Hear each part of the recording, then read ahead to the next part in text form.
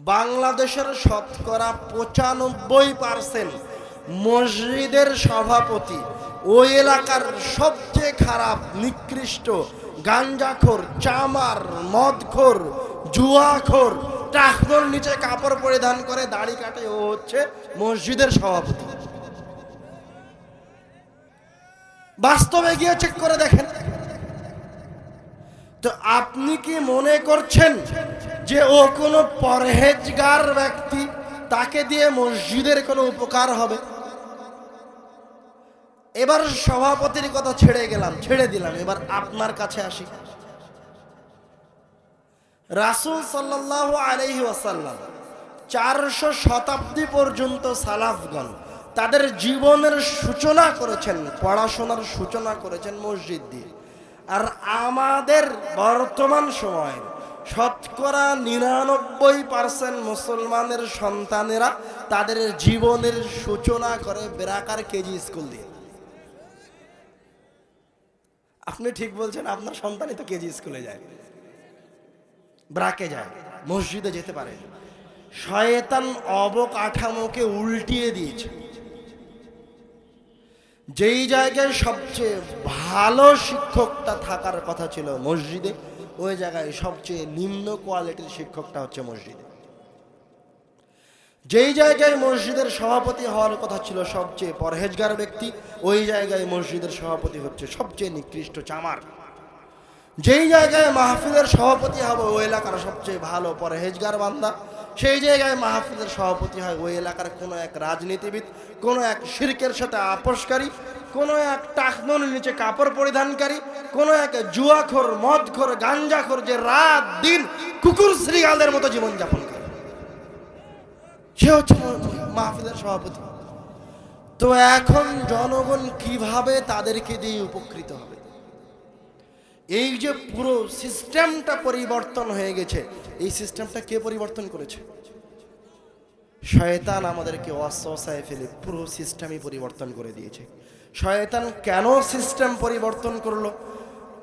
কেননা শয়তান জানে আপনি মসজিদে যাবেনই। শয়তান কি আপনাকে মসজিদ থেকে বের করে নিয়ে আসতে পারবে? শয়তান কি মসজিদ বানানো বন্ধ করতে পারবে? পারবে না, এটা শয়তান জানে। তো শয়তান সবসময় বিকল্প পথ অবলম্বন করে। বিকল্প পথ, মসজিদ হলো শিক্ষা কেন্দ্র। শয়তান করলো তুমি মসজিদও বানাও, পাশে একটা ব্রাকও বানাও, কেজি স্কুলও বানাও। তোমার সন্তানকে ব্রাক আর কেজি স্কুলে পাঠাও, মসজিদে পাঠাও না। এই জায়গায় শয়তানের সফলতা, এটাই শয়তানের সফলতা। শয়তান কি করলো? তোমার সব অর্থ সম্পদকে মসজিদের চাকচিক্যের পিছনে ব্যয় করো, মসজিদের শিক্ষার পিছনে ব্যয় করিও না। এটা শয়তানের সফলতা। অথচ মসজিদে সুন্দর দামি উঁচু মেম্বারের কোনো ফজিলত নাই। অথচ মসজিদের উঁচু মিনার, চাকচিক্যপূর্ণ মিনার আর দামি টাইলস আর এসি আর ফ্যানের কোনো ফজিলত নাই, সরিষা সমপরিমাণ ফজিলত নাই। অথচ আপনি জীবন বাজি রেখে মসজিদে টাইলস লাগানোর জন্য টাকা উঠাচ্ছেন। আপনি জীবন বাজি রেখে মসজিদে ফ্যান লাগানোর জন্য টাকা উঠাচ্ছেন। আপনি জীবন বাজি রেখে ভ্যান চালকের টাকাটা তুলে মসজিদে দামি মেম্বার নিয়ে এসেছেন। আপনি জীবন বাজি রেখে এলাকার মানুষের কাছ থেকে টাকা তুলে ভিক্ষা করে করে, কখনো কখনো জোর করে টাকা নিয়ে এসে মসজিদে বড় মিনার নির্মাণ করেছেন। অথচ এগুলি একটারও প্রমাণ হাদিসেও নাই, কোরআন মাজিদেও নাই। কথা কি নতুন মনে হচ্ছে নাকি? না কষ্ট লাগছে শুনে? কষ্ট লাগে শুনে? কথাকে নতুন মনে করিয়েন না। রাসূল এবং তার সাহাবারা এবং তাবেঈরা তাদের জীবন, তাদের টাকা পয়সা, তাদের সম্পদ, তাদের রক্ত সব কিছু ব্যয় করেছেন শিক্ষার পিছনে। আর একজন মানুষকে কোরআনুল কারীমের একটা আয়াত শেখানোর জন্য কি করা লাগবে তারা সেটা করেছেন। ওরা কেউ তাদের অর্থ সম্পদ, টাকা পয়সা বড় মসজিদ নির্মাণের জন্য ব্যয় করেননি। কেননা তারা জানতেন যে বড় মসজিদের কোনো ফজিলত নাই। মসজিদের একটা জায়গা থাকবে, মসজিদ হবে ওই এলাকার বাড়িঘর যেমন সেই রকম। আর টাকা পয়সা অর্থ সম্পদ সব কোথায় ব্যয় হবে? ওই মসজিদের শিক্ষার পিছনে। এখনো মনে হয় বুঝতে পারেননি। সাহাবায়ে কেরামগণ, তার রাসূল, তাবেঈরা যে আল্লাহর রাস্তায় শহীদ হয়ে গেলেন, তো শহীদ কি তারা ক্ষমতা দখল করতে গিয়ে হয়েছেন? দেশ দখল করতে গিয়ে হয়েছেন? ওনারা একটা দেশে একটা বাহিনীর সাথে যুদ্ধ করতে গেছেন এই জন্য যে ওই এলাকায় তারা কোরআনুল কারীম শিখাতে চেয়েছিল, মসজিদ করতে চেয়েছিল, ওই এলাকার মানুষকে পড়াতে চেয়েছিল, পড়ানোর অনুমতি দেওয়া হয়নি, তাই জীবন দিয়ে দিয়েছেন। আর আপনি জীবন দিচ্ছেন মসজিদের মিনারটা লম্বা করবেন, তাই মানে পর্বই উল্টে গেছে। হ্যাঁ, কি পাল্টে গেছে? শয়তানি পাল্টিয়ে দিয়েছে, চিন্তা ভাবনাই নষ্ট হয়ে গেছে। আপনি আপনার টাকা পয়সা অর্থ সম্পদ যা আছে সব ব্যয় করেন কিভাবে ওই এলাকার প্রত্যেকটা সন্তানকে মসজিদে উপস্থিত করানো যায়, এটার পিছনে জীবন বাজি রেখে থাকেন, এটার জন্য জীবন বাজি রেখে পরিশ্রম করেন। অবশ্যই আপনার সন্তানের জীবনকে মসজিদ দিয়ে শুরু করতে হবে। প্রাথমিক শিক্ষা মসজিদ থেকেই নিতে হবে। যত বৃদ্ধ মানুষ হোক, বয়স্ক মানুষ হোক, যুবক হোক, ছোট হোক, সবাইকে মসজিদে এসে কোরআন শিখতে হবে, ধর্মের বেসিক নলেজ থাকতে হবে। আবার শয়তানের কাছে ফিরে যাই। শয়তান কোরআনুল কারীমকে দিয়ে মানুষকে শিরক করাবে, শয়তান কোরআনুল কারীমকে দিয়ে মানুষকে বেদাত করাবে। عن عقبة بن عامر رضي الله تعالى عنه قال بينما أنا أسير مع رسول الله صلى الله عليه وسلم بين الجحفة والأبواء। عقبة رضي الله تعالى عنه বলছে আমি রাসূল সাল্লাল্লাহু আলাইহি ওয়াসাল্লামের সাথে সফরে বের হয়ে জুহফা এবং আবওয়া নামক দুইটি জায়গার মাঝামাঝিতে পৌঁছেছি। ইয গাশিয়াতনা রিহুন ওয়া যুলমাতুন শাদীদা, এমতো অবস্থায় প্রচন্ড ঝড় শুরু হয়ে গেল, চতুর্দিক অন্ধকার হয়ে গেল। ফাজাআলা রাসূলুল্লাহ সাল্লাল্লাহু আলাইহি ওয়াসাল্লাম ইয়াতাআওয়াযু বিআউযু বিরাব্বিল ফালাক ওয়া আউযু বিরাব্বিন নাস। এমত অবস্থায় এই ভয়ঙ্কর পরিস্থিতিতে জীবনটাকে বাঁচানোর জন্য রাসূল সাল্লাল্লাহু আলাইহি ওয়াসাল্লাম নিজে কুল আউযু বিরাব্বিল ফালাক আর কুল আউযু বিরাব্বিন নাস তেলাওয়াত করতে লাগলেন। এবং তার সাথী উকবাকে বলছেন, ইয়া উকবা তাআওয়ায বিহিমা, উকবা তুমিও এই দুইটি সূরা পড়ে আল্লাহর কাছে এই বিপদ থেকে বাঁচতে চাও, আল্লাহর কাছে প্রার্থনা করো। ফামা তাআওয়াযা মুতাআওযিযুন বিমিসলিহিমা, কেননা বিপদ থেকে বাঁচার জন্য এর চেয়ে উত্তম শক্তিশালী কোনো দোয়া নাই। তো বিপদ থেকে বাঁচার জন্য কি করতে হবে? তাহলে সূরা ফালাক আর সূরা নাস তেলাওয়াত করতে হবে।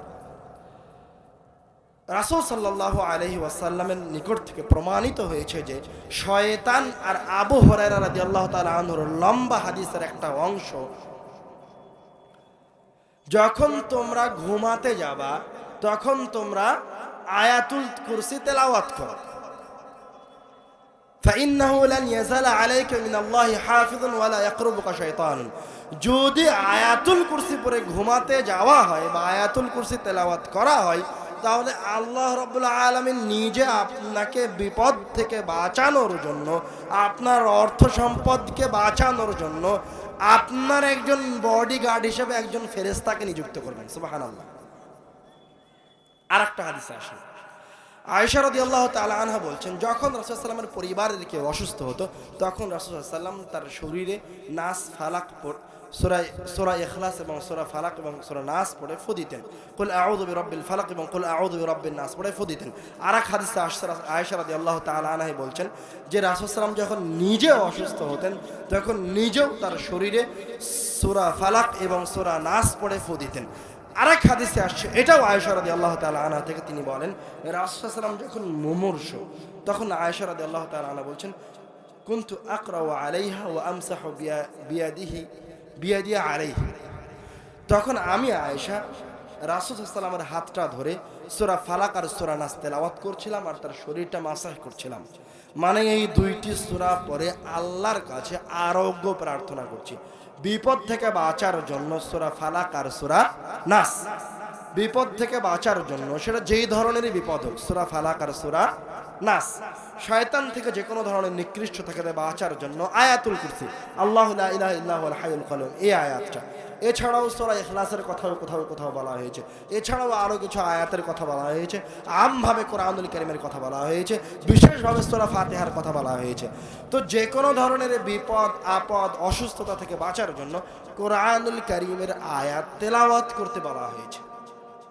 এবার দেখেন, মুসলমান জানে এবং দৃঢ়ভাবে বিশ্বাস রাখে যে কোরআনুল কারীমের আয়াতের মাধ্যমে আরোগ্য লাভ করা সম্ভব, এই কথাই ঠিক। হাদিস দিয়ে প্রমাণিত, কোরআনুল কারীমের আয়াত দিয়ে প্রমাণিত। কোরআনুল কারীমের আয়াতের মাধ্যমে যে কোনো ধরনের বিপদ থেকে বাঁচা সম্ভব, হাদিস থেকে প্রমাণিত, কোরআনুল কারীমের আয়াত থেকে প্রমাণিত। শুধু তাই নয়, রাসূল সাল্লাল্লাহু আলাইহি ওয়াসাল্লাম বলছেন, ইন্না হাযাল কুরআন মা'জাবাতুল্লাহ, এই কোরআনুল কারীম হচ্ছে দুনিয়াতে মুমিনদের জন্য সেফ হাউস। ফামান দাখালা ফিহি ফাহুয়া আমিন, যেই ব্যক্তি এই কোরআনুল কারীমের আয়াত দিয়ে আল্লাহর কাছে নিরাপত্তা চাইবে, সেটা যে কোনো ধরনের বিপদ থেকেই হতে পারে, আল্লাহ রাব্বুল আলামিন তাকে নিরাপত্তা দান করবেন। তো নিরাপত্তা লাভ করতে হবে কোরআনুল কারীমের একটা আয়াত তেলাওয়াত করে। নিরাপত্তা কিভাবে লাভ করতে হবে? কোরআনুল কারীমের একটা আয়াত তেলাওয়াত করে, পড়ে, এবং প্রত্যেকটা ঈমানদার বিশ্বাস রাখে যে কোরআন বাস্তবেই উপকার করতে পারে। এবার শয়তান আপনাকে কোরআনুল কারীমকে দিয়ে শিরক করাচ্ছে কিভাবে? ওই যে আপনি জানেন কোরআন হচ্ছে শক্তিশালী, ক্ষমতাধর, মহান শক্তিশালী কোরআনুল কারীম অনেক কিছু করতে পারে, দুনিয়াবী জীবনের যে কোনো সমস্যার সমাধান করতে পারে। এবার শয়তান কি করলো?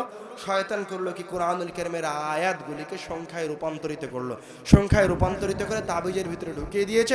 এবার বলছো যে এই তাবিজ তুমি গলায় পরিধান করে থাকো, শয়তান তোমার কোনো ক্ষতি করতে পারবে না। নাউজুবিল্লাহ।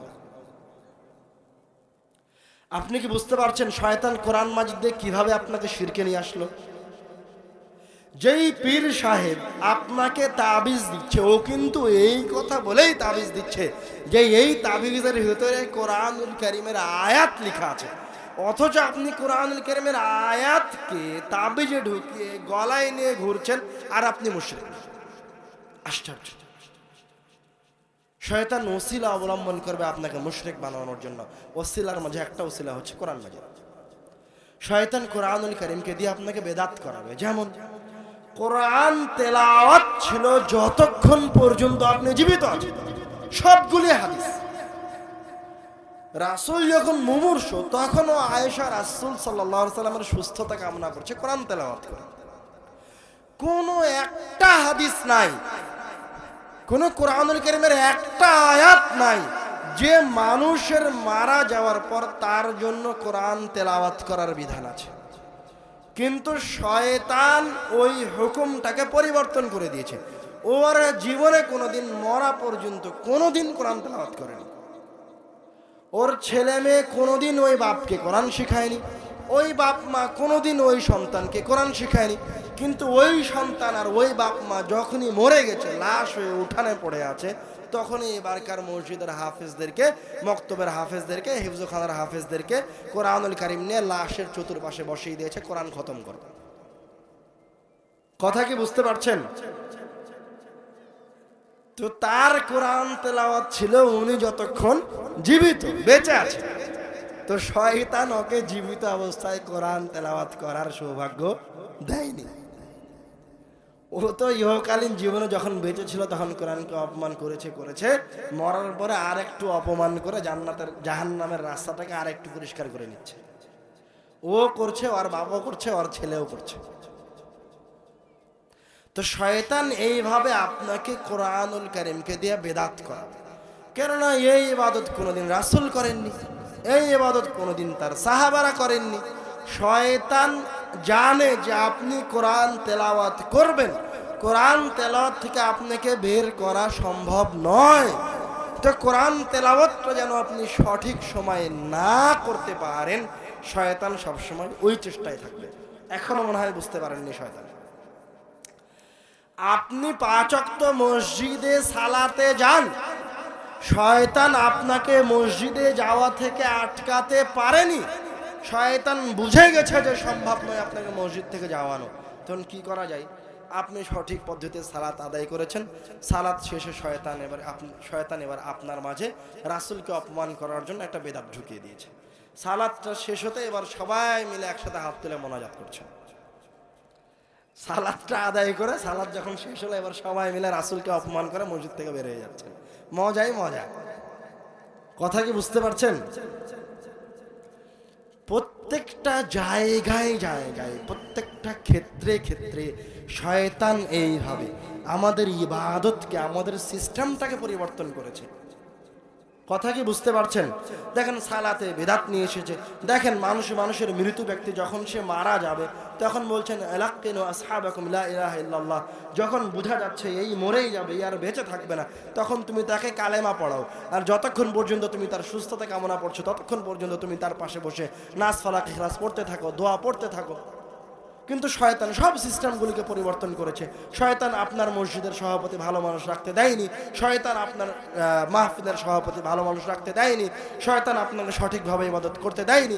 প্রত্যেকটা জায়গায় জায়গায়, সেক্টরে সেক্টরে একটা করে খারাপ জিনিস থাকবে যেটা আপনার কাছে ভালো।